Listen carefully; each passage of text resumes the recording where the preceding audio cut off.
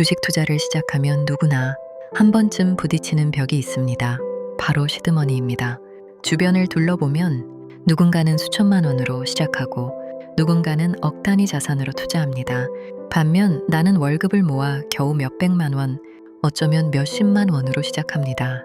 특히 사회초년생이거나 현재 현금 흐름이 넉넉하지 않은 사람일수록 이 격차는 더욱 크게 느껴집니다. 나는 언제 돈을 모으지? 저 사람은 하루에 수백만 원을 버는데 나는 하루 종일 올라도 몇만 원밖에 안 되는데 이런 생각이 들기 시작합니다. 그리고 바로 이 순간부터 많은 투자자들이 잘못된 길로 들어섭니다. 작은 시드를 만회하기 위해 대박을 노리기 시작합니다. 한 방을 꿈꾸고 무리한 종목에 들어가고 대출을 받고 감당할 수 없는 위험을 짊어집니다. 하지만 아이러니하게도 주식 투자는 조급한 사람이 돈을 버는 시장이 아닙니다. 주식 투자의 기본은 여유로운 마음에서 나옵니다. 기다릴 수 있는 사람, 버틸 수 있는 사람, 흔들리지 않는 사람, 결국 돈은 그런 사람에게 흘러갑니다. 조급함은 투자자의 가장 큰 적입니다. 그래서 저는 남들의 시드를 부러워하는 것이 세상에서 가장 의미 없는 행동 중 하나라고 생각합니다. 아무리 부러워해도 내 시드는 바뀌지 않습니다. 결국 중요한 것은 지금 내가 가진 돈으로 무엇을 할 수 있는가입니다. 제가 그 사실을 가장 크게 깨달은 사람입니다. 저는 주식으로 정말 많은 돈을 잃었습니다. 다시 시작하고 싶었습니다. 다시 기회를 얻고 싶었습니다. 하지만 문제는 저 자신도 저를 믿지 못했다는 것입니다. 집사람도 마찬가지였습니다. 당연한 일이었습니다. 계속 실패했는데 누가 믿어주겠습니까? 심지어 슈퍼 강세장이 오던 해에도 돈을 잃었던 사람이 저였습니다. 그래서 다시 시작할 때 큰 시드를 마련할 수 없었습니다. 정말 작은 돈으로 시작했습니다. 솔직히 말하면 남들에게 말하기도 부끄러운 수준의 돈이었습니다. 하지만 포기할 수는 없었습니다.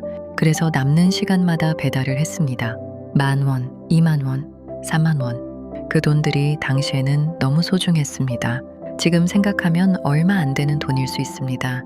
하지만 당시에 저에게는 미래를 바꿀 수 있는 종잣돈이었습니다. 그렇게 힘들게 모은 돈이다 보니 절대로 잃고 싶지 않았습니다. 그래서 처음으로 진심으로 공부하기 시작했습니다. 돈을 벌기 위한 공부가 아니라 돈을 지키기 위한 공부였습니다. 차트를 보고 책을 읽고 시장을 연구하고 실패를 기록했습니다. 거의 미친 사람처럼 공부했습니다. 돌이켜보면 그때 처음 투자 공부를 시작한 것 같습니다. 재미있는 사실은 그때까지도 저는 복리라는 개념을 제대로 이해하지 못하고 있었다는 것입니다. 10년 넘게 주식을 했지만 단 한 번도 제대로 돈을 벌어본 적이 없었기 때문입니다. 복리는 수익을 내는 사람들의 이야기였지 제 이야기가 아니었습니다. 그러던 어느 날 조금씩 결과가 나오기 시작했습니다. 본격적으로 공부를 시작한 뒤 첫 해 수익률은 약 20%, 둘째 해는 59%, 셋째 해는 90%, 넷째 해는 150%.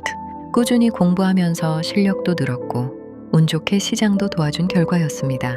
이 숫자만 단순히 더하면 319% 수익률입니다. 물론 이것도 괜찮은 수익입니다. 하지만 복리는 전혀 다릅니다. 100만 원으로 시작했다고 가정해 보겠습니다.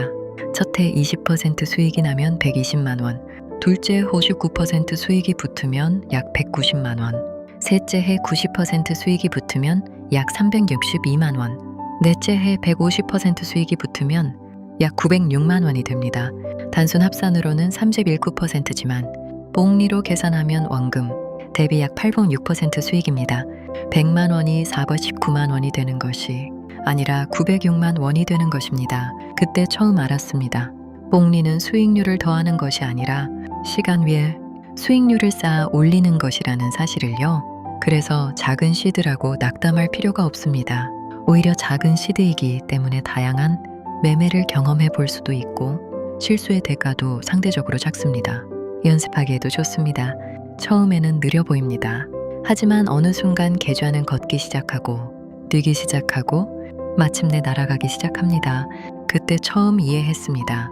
사람들이 왜 복리를 마법이라고 부르는지, 그리고 어느 순간 보니 남들에게 말하기도 창피했던 그 작은 시드가 제가 처음 목표했던 수준을 훨씬 넘어 있었습니다.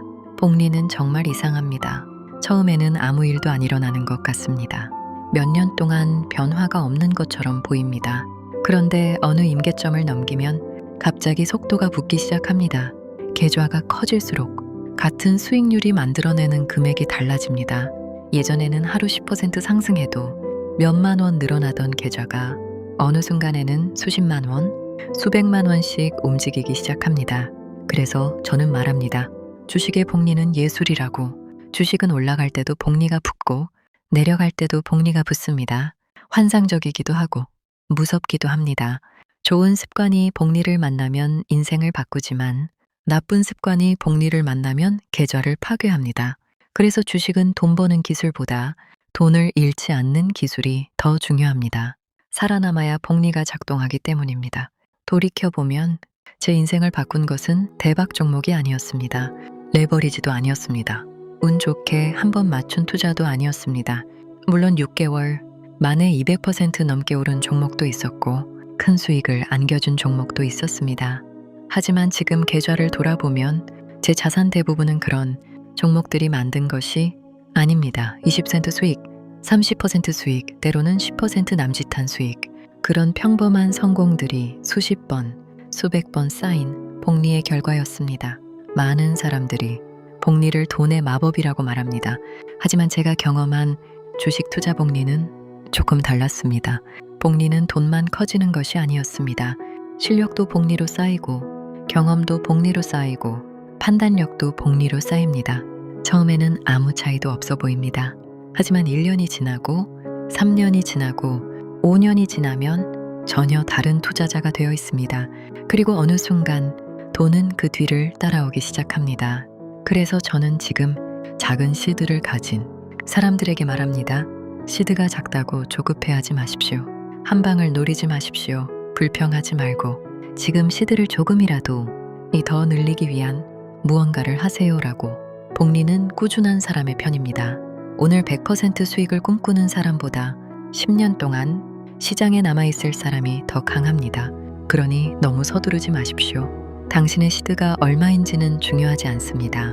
중요한 것은 그 돈이 아니라 그 돈을 굴리는 사람이 매년 얼마나 성장하고 있는가입니다.